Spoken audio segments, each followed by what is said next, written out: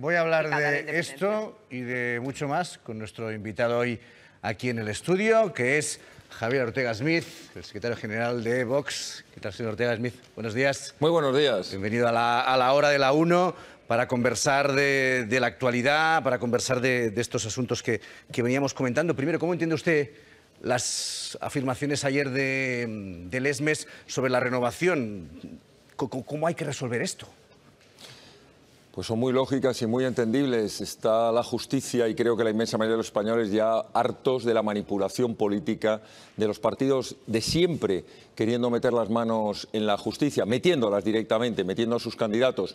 Ha llegado la hora en que algunos estamos diciendo que no es que sea urgente, es que llega ya tarde la independencia del Poder Judicial, para que el nombramiento del órgano máximo de dirección de los jueces, que es el Consejo General del Poder Judicial, se haga, por cierto, como están pidiendo la inmensa mayoría de las asociaciones de jueces y fiscales, elegidos por jueces y entre los jueces, sin que se permita que sean los partidos políticos, como vienen haciendo desde hace 40 años, los que ponen a sus peones en el Consejo General del Poder Judicial o en las altas magistraturas del Tribunal Supremo. Y la otra cuestión es evidente, quienes hemos estado en el juicio contra los golpistas, contra quienes quisieron acabar con la Constitución y con los que quisieron acabar con la unidad de España, resulta que... Perdón. Le está sonando una alarma. Perdón. Era para venir aquí, seguro.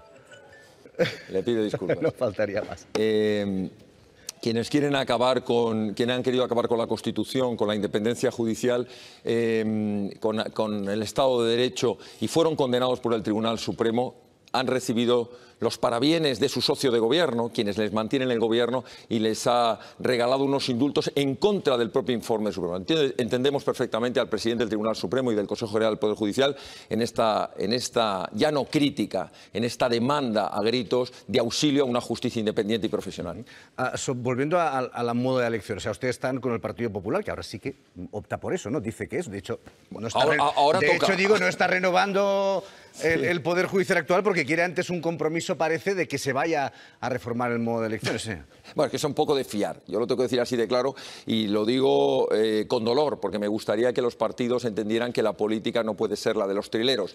Decir una cosa en las elecciones y hacer la contraria cuando estás en el gobierno. Y cuando vuelves a la oposición recuperas los eslogan que te interesan. Podríamos hablar cuando el Partido Popular dice que quiere una justicia independiente, que quiere un modelo diferente de elección del Consejo General del Poder Judicial, y cuando está con mayoría absoluta coloca rápidamente a sus peones. Están en el cambalache de repartirse la justicia. No han hecho lo que tenían que hacer cuando pudieron hacerlo, que es aprobar la reforma. La propuesta no, para nada. Esto lo dicen hoy porque están en la oposición. Cuando lleguen al gobierno no lo harán, como ya lo demostraron cuando tuvieron mayoría absoluta y lo pudieron hacer. Es algo así como, y permítame que lo traiga a colación en mi condición de concejal, cuando en las elecciones el alcalde Almeida dice: en cuanto lleguemos a la alcaldía se acabó el Madrid Central, y ahora que está en la alcaldía y que tiene posibilidad de hacerlo, compra la mercancía de la izquierda y no solo va a mantener el Madrid Central, sino que lo va a ampliar, va a ser más restrictivo y le va a poner todavía más impedimentos a aquellos que lamentablemente no tienen el dinero para comprarse ese coche eléctrico maravilloso que no contamina y que tienen que estar con su pequeña furgoneta de reparto, y les va a prohibir entrar en la zona de Madrid para hacer su trabajo. Quiero decir que el Partido Popular dice una cosa cuando está en campaña y hace otra muy distinta cuando llega al gobierno.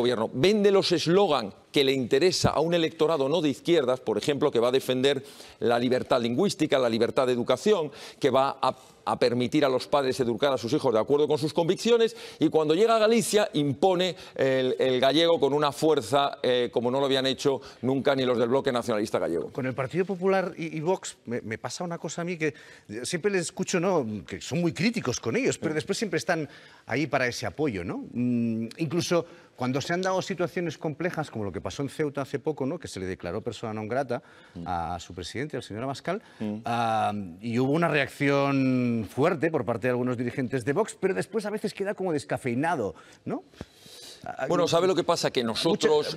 Mucha amenaza a veces y después a lo mejor sus votantes esperarían otra cosa. No, yo lo entiendo, pero lo que ocurre es que nosotros somos un partido, primero, fiable, y después responsable. ¿Fiable qué quiere decir? Que nosotros exigimos con aquellos que pactamos, en este caso con el Partido Popular en Andalucía, o por ejemplo en el Ayuntamiento de Madrid o en Murcia, cuando pactamos con ellos unos acuerdos de investidura, les decimos, esto no son cheques en blanco, esto es para que vosotros hagáis una parte de las políticas por las cuales han votado a Vox casi 4 millones de españoles. Lo que ocurre es que cuando luego el Partido Popular sistemáticamente incumple los acuerdos, lo tenemos que denunciar y lo tenemos que exigir. Y además ocurre otra cosa, que somos responsables. Nosotros dejamos siempre detrás los intereses de nuestro partido, que para nosotros sería mucho más fácil romper los acuerdos y decirles hasta aquí hemos llegado. Pero imagínense, por ejemplo, en Madrid, la tentación que tenemos ante los incumplimientos del Partido Popular. Pero claro, es que detrás, ¿qué viene? Detrás viene una izquierda sectaria, una izquierda que ha arruinado Madrid, una izquierda que quiere todavía seguir imponiendo más medidas totalitarias. Es decir, el Partido Popular es una izquierda disimulada, una izquierda con careta. Pero si nos ponen ante la responsabilidad política de entregarle, por ejemplo, a Andalucía nuevamente, a quienes estuvieron 38 años de cortijo socialista, de corrupción y de ruina en Andalucía, pues nos lo pone muy difícil, aunque nos esté pidiendo por dentro en cuerpo decirle al Partido Popular hasta aquí hemos llegado por vuestros incumplimientos, por vuestras mentiras y por vuestras traiciones a los andaluces o a los madrileños o a los murcianos. Si se diera la ocasión, que ahora, por ejemplo, las encuestas de estos días no les dan, ustedes bajarían un poquito, pero no, de 52... No se fíe de las encuestas. No, pero es con lo que tenemos, ¿no? Ya, pero fíjese que si nos hubiéramos fiado, en Andalucía nos daban un diputado y tuvimos 12, en las últimas elecciones que tuvimos 52 nos daban menos de 24 y decían que nos pegamos el batacazo. No se las queda de verdad las elecciones, las encuestas es una forma de mentir moderna. Tampoco quería entrar en esto. Simplemente que es verdad que las sumas ahora mismo, si hubiera unas elecciones generales, les dan que ustedes con el Partido Popular podrían formar una mayoría distinta a la actual. ¿Ustedes estarían por formar esa mayoría y pedirían entrar en el gobierno? Pues fíjese, es una pregunta que nos hacen siempre antes de las elecciones y nosotros siempre respondemos lo mismo. Esa es una decisión que solo se puede tomar cuando tienes encima de la mesa el resultado que te han otorgado los ciudadanos. Es decir, los ciudadanos te dicen cuál es tu posición, te dicen si vas a tener fuerza en ese gobierno o vas a ser un títere en manos de otro. Nosotros hemos preferido hasta ahora mantenernos en la oposición.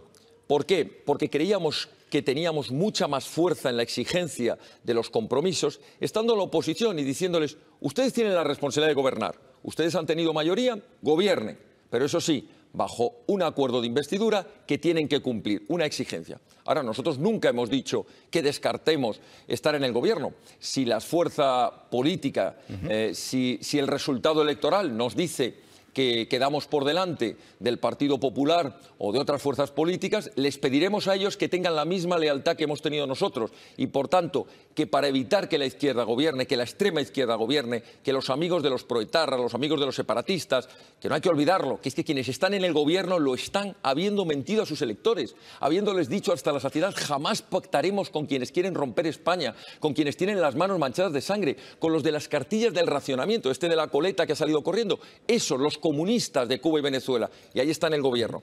Antes de que vuelvan a gobernar ellos, antes de que sigan arruinando España, antes de que sigan manteniendo a España con la factura de la luz más cara que está arruinando a muchos comercios, a muchas empresas y a muchas familias, nosotros le diremos, si tenemos más fuerza política, nos tienen que apoyar. Y espero que los electores del Partido Popular le exijan al Partido Popular, por ejemplo, mire, las encuestas en Murcia, muy brevemente, las encuestas en Murcia dan a Vox la primera fuerza política. Yo no he escuchado a nadie del Partido Popular que diga si Vox es primera fuerza política en Murcia, puede contar con nuestro apoyo leal, con tal de que no gobierne la izquierda. En cambio, cuando ellos tienen un solo voto más que nosotros y nos exigen estar en el gobierno, nosotros hemos cumplido el mandato electoral y les hemos dado la posibilidad de gobernar. Aunque, repito, luego llegan al gobierno y hacen lo contrario de lo que han dicho en las elecciones. Se acaba el asunto de la factura de la luz.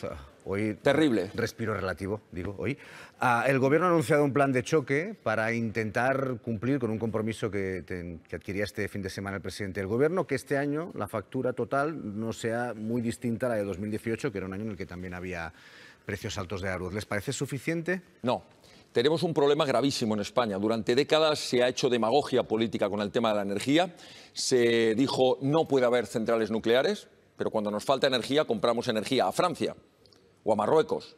energías que según ellos es una energía sucia, que viene de energía nuclear. En España no se ha apostado por un plan energético nacional con un mix energético en el que se pueda combinar energías renovables, cuando hay viento, cuando hay sol, cuando tiene suficiente carga y potencia eléctrica, con energía nuclear de última generación, con centrales seguras, con un aprovechamiento hidráulico, gracias a un plan hidrológico nacional que han renunciado todos a defenderlo, interconectando las cuencas para que cuando sobra agua en un lado de España haya agua en otro, no solo para el movimiento de agua que nos produzca energía eléctrica. Es decir, no se ha apostado por un plan energético nacional, se ha vendido las industrias de energía a potencias extranjeras que tienen otros intereses. Y además, y no hay que olvidarlo, la factura de la luz, y esto se lo digo a todos los que nos están viendo, tiene un porcentaje elevadísimo de coste de impuestos. Hay que reducir, y hay una doble imposición, porque tenemos el IVA y tenemos el impuesto a la electricidad. Y aunque se nos esté anunciando que se quiere bajar del 21 al 11, no deja de ser la factura de luz más cara. Y permítame terminar con una cosa. La factura de luz más cara multiplica, aumenta los costes de todos los productos básicos. Nosotros hemos pedido en el Congreso que sea declarado un bien esencial, un bien de necesidad primaria y, por tanto, que tenga un IVA reducido del 4% y, además, que sea controlado a través de planes de energía que no permitan esta situación de auténtico expolio en el bolsillo de los españoles. Una energía cara está llevando a la pobreza energética, personas que no pueden poner la calefacción o el aire acondicionado o poder cocinar o poder planchar. Y además está generando un aumento del coste en los productos de la industria, del comercio, etcétera, etcétera. Es un drama lo de la factura de la luz, es un auténtico drama. Usted habla de impuestos, claro, los impuestos se sacan de un sitio, pero ese dinero tiene que venir por otro, ¿no? Bueno, hay dos maneras de hacerlo. Mire, hay la manera que quieren los demás partidos políticos, que es a costa de seguir subiendo los impuestos y seguir gastando lo mismo, y lo que dice Vox, reduciendo los gastos innecesarios, acabando con un número innecesario de ministerios, de cargos políticos, de gasto superfluo, de grasa política del Estado en comunidades autónomas, en ayuntamientos, de organismos superfluos. Hay una cantidad de derroches. Mire, 400 y pico millones en un ministerio que llaman de igualdad, que yo diría que es el ministerio de la desigualdad absoluta entre hombres y mujeres. Ese tipo de gasto innecesario, que es un gasto político, de subvenciones a los chiringuitos que vas a pedirle luego que te voten, eso es lo que nos hace reducir el gasto, nos permite reducir los impuestos.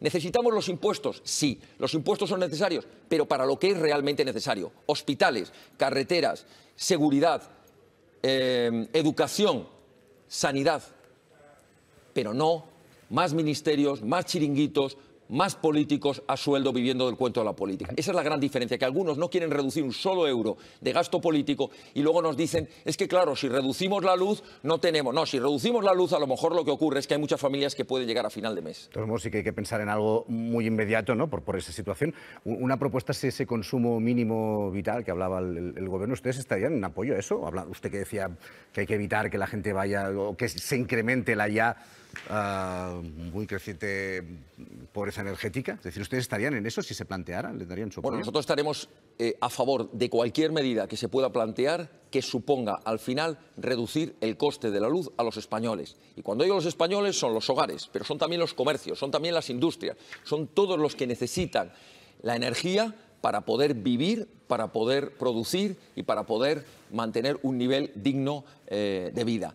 Y esto, repito, no es un tema que se pueda solucionar de un día para otro. Desgraciadamente llevamos décadas sin un plan energético nacional, sin apostar por una industria energética nacional. Pero ahora mismo importamos alrededor de un 70% de la energía en nuestro país. Eso sería muy a largo plazo y tardaría muchísimo en que eso se pudiera notar.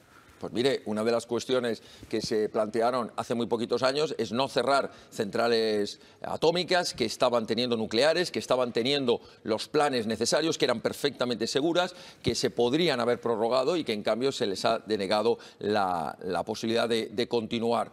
Es verdad que si usted me dice una medida que tenga efectos en la factura del próximo mes, pues mire, bajar el IVA al 4%, pero no con un carácter transitorio, como han dicho, del 21 al 11, para que llegue a diciembre del 23 y lo vuelvan a subir. No, decir, la luz es una energía, es un bien, como decía antes, de consumo esencial, básico, del que depende la salud, depende la propia seguridad y depende de la economía básica de los españoles y, por tanto, le ponemos el IVA más reducido. Eso como medida de entrada, es decir, a partir de la próxima. Y la segunda, empezar a trabajar ya en ese plan de energía que nos permita tener una energía propia, tener lo que nosotros desde Vox defendemos, que es la soberanía energética. No queremos estar dependiendo de Marruecos o de Argelia o de Francia, que entre otras cosas se hace la mentira y la demagogia de decir es que en España queremos energía limpia. Todo tiene que ser aerogeneradores, todo tiene que ser placas solares, y cuando le compramos la energía a Francia, que viene de centrales nucleares, y cuando se la compramos a Marruecos, que viene de centrales que contaminan con carbón o con gasóleo,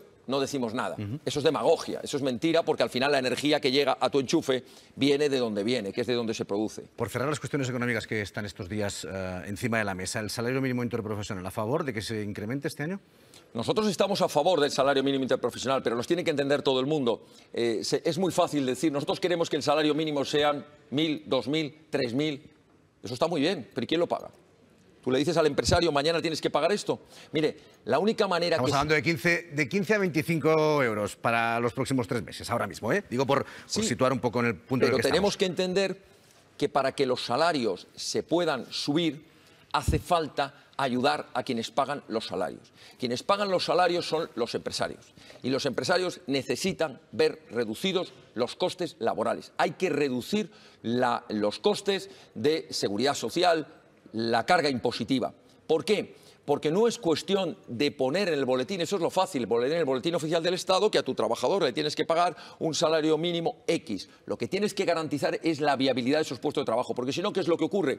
Lo que nos cuentan los comerciantes. Mire, yo antes tenía 5 camareros. Si me siguen subiendo los costes sociales, si me siguen subiendo los costes impositivos, si me sigue subiendo el coste laboral, ya tengo 3, pero es que voy a acabar quedándome sin ninguno. Voy a acabar cerrando el negocio. Queremos un empleo digno de calidad. Tenemos que favorecer condiciones de contratación. Tenemos que lograr que en España se pueda contratar. España está teniendo uno de los costes sociales y costes laborales más altos. Y no es cuestión de hacer demagogia, es cuestión de favorecer a quienes son los que crean empleo. Y el empleo no lo crea el gobierno. Todos los gobiernos, de derecha, de izquierda, han puesto siempre medallas diciendo nosotros hemos creado tantos puestos de trabajo. Ustedes lo único que han hecho ha sido ponerle trabas a quienes crean de verdad los puestos de trabajo, que son autónomos, pequeños y medianos empresarios y empresarios en España. O sea, que ahora mismo no estarían por ese incremento, ahora mismo. Estamos, digo, la que está negociando ahora. Por supuesto que estamos a favor de que se incremente, pero inmediatamente o a la vez, en paralelo, hay que bajar los costes de contratación. Perfecto. Usted es concejal del Ayuntamiento de Madrid. Hoy en Madrid se habla muchísimo de esa agresión que se produjo el domingo en Malasaña. ¿Qué impresión le da la condena? Por supuesto, nosotros condenamos todo tipo de violencia, toda la violencia que se produce a diario, desgraciadamente, en muchos lugares de España, y la condenamos sin paliativos. Y lo que pedimos es que la información se diga claramente. La violencia, hay que decir que una de las causas, aunque algunos se ruboricen, te llamen xenófobo y racista, ya empiezan algunos a reconocerlo en algunos medios de comunicación. La violencia tiene una causa directa en estos momentos en España con la entrada masiva de inmigración ilegal. Y lo hemos visto en las zonas donde esa inmigración ilegal es mayor, donde se está produciendo violencia precisamente por personas provenientes del Magreb contra mujeres a las que no respetan en sus culturas, a las que obligan a ir 5 o 10 pasos por detrás. Y esto, nosotros denunciamos esa violencia, denunciamos la violencia intrafamiliar. Pero sobre este caso, porque hoy este asunto pues, ha creado cierta impresión, ¿no? Porque el caso es realmente brutal. Si le pregunto si lo entendería como violencia homófoba, ¿ustedes no entran en esa definición? Digo que eso es lo que se basa la denuncia. Sí, perfecto, pues lo es, evidentemente, y hay que denunciarlo. Como hay que denunciar, por supuesto, a la chica que le rompieron los dientes en el metro hace pocos días. A las manadas que están llevando a cabo en parques y en ciudades españolas, en pueblos, cada 2 por 3 salen noticias de manadas de personas, de jóvenes que agreden a chicas o que dan una paliza a un chico por quitarle un móvil. Claro que la denunciamos esa violencia y toda la violencia, incluyendo la violencia política, de la que pocas veces se habla, es decir, la violencia que está sufriendo este partido político Vox. Hace 3 días, en el domicilio de nuestro diputado por Lérida y presidente de Vox en Lérida, pintadas con una imagen ahorcada poniéndole Vox. O esta este personaje que salió en la televisión en el programa del separatista de Rufián diciendo que a los de Vox había que matarlos. Mire, eso es gravísimo. Eso es una violencia gravísima porque incita al odio contra aquellas personas que políticamente pensamos diferente a los que nos acusan de todo esto, que es mentira. Créame que ese tipo de violencia, pero que le diga, cuando se producen agresiones luego en la calle, cuando nuestros afiliados sufren agresiones, cuando nos atacan en los mítines, cuando nos tiran piedras, eso lo provocan todo este tipo de gente que nos señala permanentemente, que nos victimiza para que luego, a continuación, otros agredan. Sin duda alguna, esas denuncias ahí quedan, ¿no? Y todas, obviamente, se verá qué desarrollo tienen. Volviendo al asunto de hoy, a esa agresión de hoy. Ustedes, por ejemplo, en algunas ocasiones han pedido que no se puede, o que los padres puedan elegir si sus hijos tienen que ir a charlas sobre diversidad sexual, libertad, etcétera, etcétera. Es verdad que ahora mismo se mantiene un incremento de agresiones contra personas LGTB y se consideran delitos de odio en este sentido. Han pedido también a veces que no se financien ese tipo de asociaciones que hablan de esos asuntos. ¿No es un poco contradictorio eso? Porque es verdad que si hay un incremento de agresiones no se necesitan más que nunca ese tipo de personas que hablan de esa diversidad, etcétera, etcétera. Bueno, lo que creemos que es muy importante, en primer lugar, es reformar la ley para que quienes cometan ese tipo de agresiones estén de verdad penalizados. Fíjese, cuando nosotros decíamos que ante un asesino por violencia doméstica, por ejemplo, pensemos un hombre que asesina a su pareja. Nosotros pedíamos prisión permanente, cadena perpetua.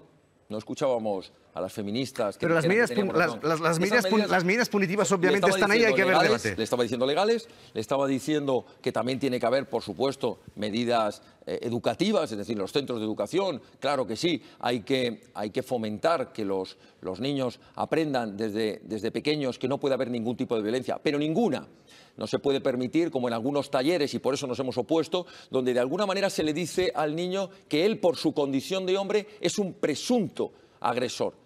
Que por su condición de hombre es un presunto agresor y que toda mujer, por su condición de mujer, es una presunta víctima.